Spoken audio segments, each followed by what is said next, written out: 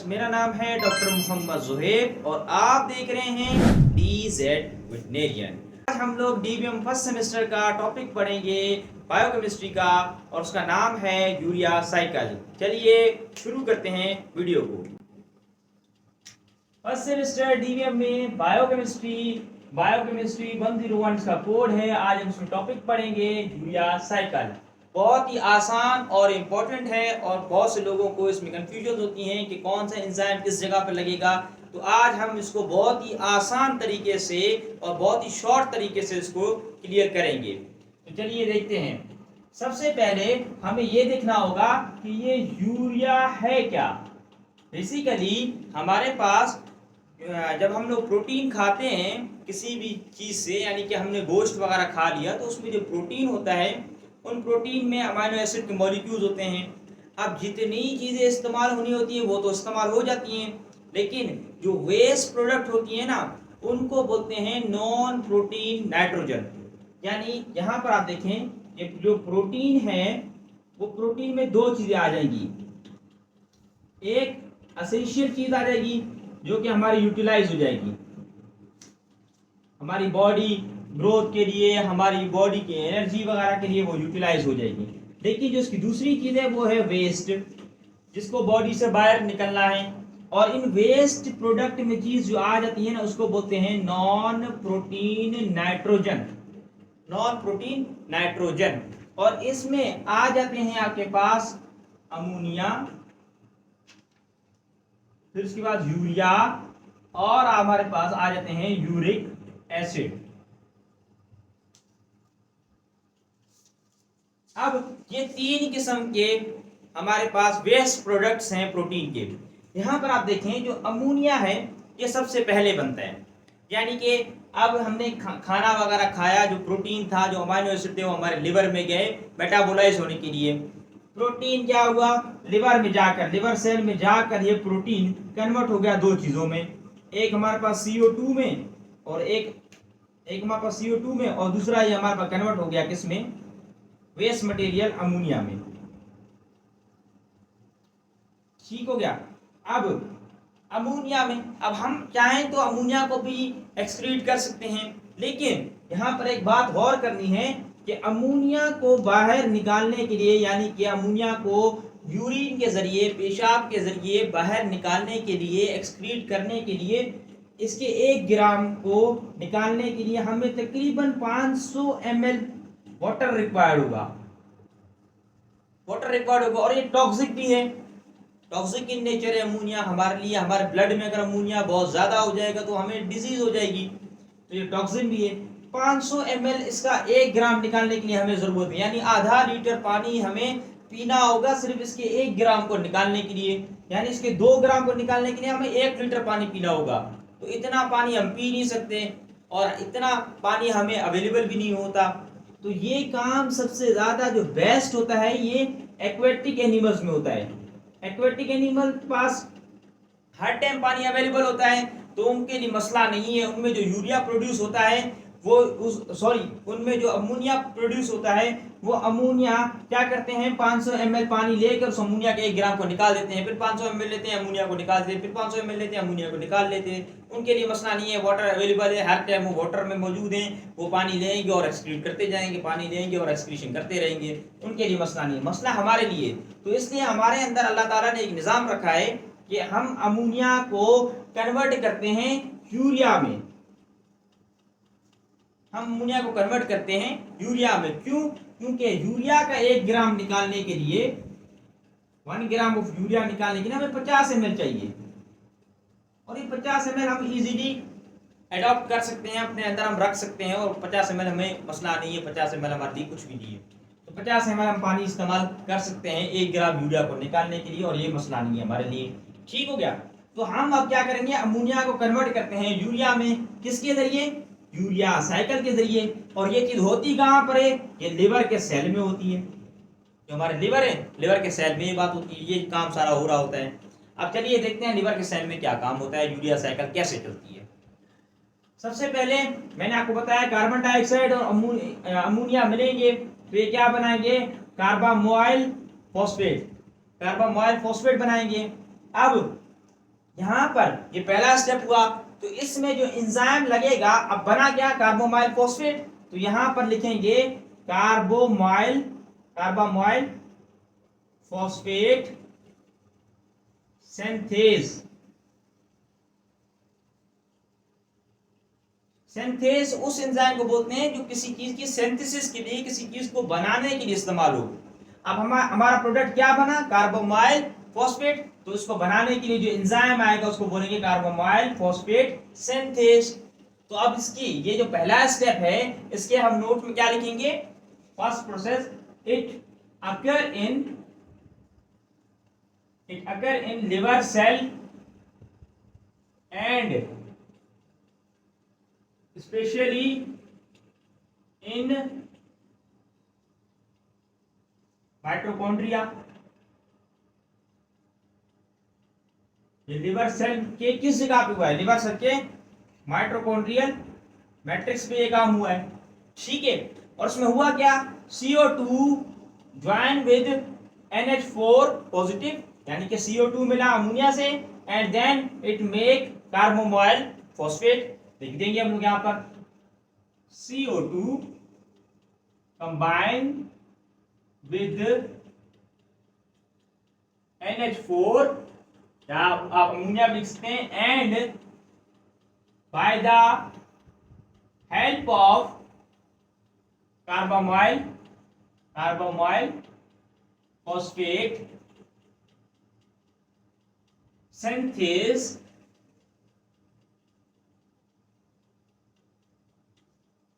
it make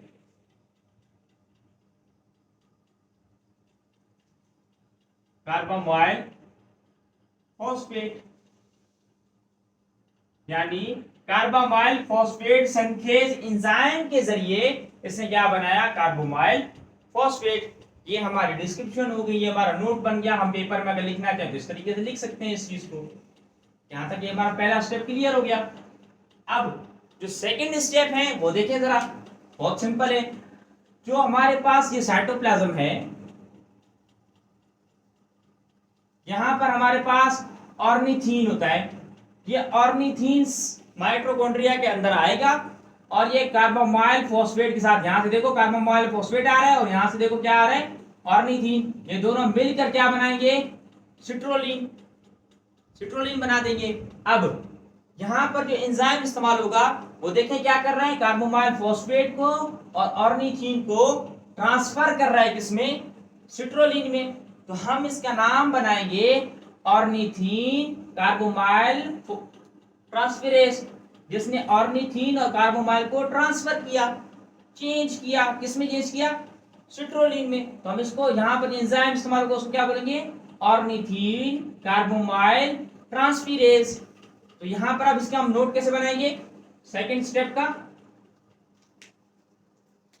the ornithine from cytoplasm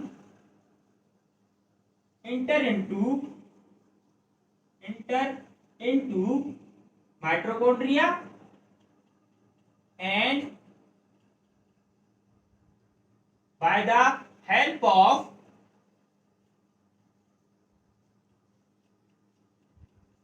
ornithine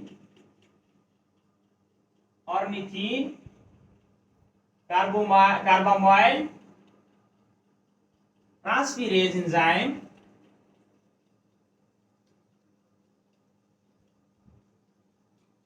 it make citrulline. Clear हो गया, ये हमारा सेकेंड पॉइंट के नोट्स भी बन गए। अब इसके बाद क्या होगा, थर्ड स्टेप ये होगा कि सिट्रोलिन बाहर आ जाएगा, साइटोप्लाज्म में आ जाएगा। सिट्रोलिन मिलेगा एस्पार्टेट से, सिट्रोलिन मिलेगा एस्पार्टेट से और बनाएगा क्या, आर्जिनो सक्सीनेट। क्या बनाएगा, आर्जिनो सक्सीनेट। अब जिस तरीके से यहाँ पर हमारा कार्बोमाइल फॉस्फेट बना था, तो हमने क्या नाम दिया था कि इसको कौन एंजाइम बनाएगा, कार्बोमाइल फॉस्फेट सिंथेज बनाएगा। तो यहाँ पर भी आर्जिनो सक्सीनेट बना है, तो हम यहाँ पर लिखेंगे कि कौन से एंजाइम ने काम किया, आर्जिनो सक्सीनेट सिंथेज। आर्जिनो सक्सीनेट सिंथेज, यानी आर्जिनो सक्सीनेट बनाने वाला एंजाइम, हमारे पास बना क्या आर्जिनो सक्सीनेट। तो थर्ड वाले का नोट हम क्या लिखेंगे, बहुत ही सिंपल हो जाएगा, जरा देख लें आप लोग। Citrulline comes into cytoplasm and it combines with aspartate and by the help of arginosuccinate synthase it make arginosuccinate।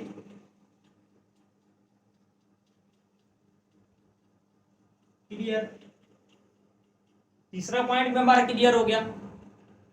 अब यहां पर चौथा पार्ट क्या होगा, आर्जिनोसक्सिनेट दो हिस्सों में तकसीम हो जाएगा, एक फ्यूमारेट और एक आर्जिनिन। तो आप देखें आर्जिनोसक्सिनेट को तोड़ा गया, इसकी लाइसिस की गई, इसको दो हिस्सों में तकसीम किया गया। तो यहां पर जो एंजाइम इस्तेमाल होगा उसको बोलेंगे आर्जिनोसक्सिनेट लाइएज। लाइएज उस एंजाइम को बोलते हैं जो लाइसिस कराता है, जो एक चीज को तोड़कर उससे दो चीज बनाता है, उसको लाइएज एंजाइम बोलते हैं। अब लाइएज एंजाइम किसका है, आर्जिनोसक्सिनेट का। आर्जिनोसक्सिनेट को तोड़ रहा है तो उसको बोलेंगे आर्जिनोसक्सिनेट लाइएज। यहां पर देखिए कौन सा एंजाइम आएगा, आर्जिनोसक्सिनेट लाइएज, ये वाला एंजाइम आ जाएगा। इसका अगर नोट हम यहां पर लिखना चाहें, यहां पर हम लिख सकते हैं बाय द एक्शन ऑफ, अब यहां पर लिखेंगे by the action of argininosuccinate lyase the molecule of arginosaccinate break down into fumarate and arginine।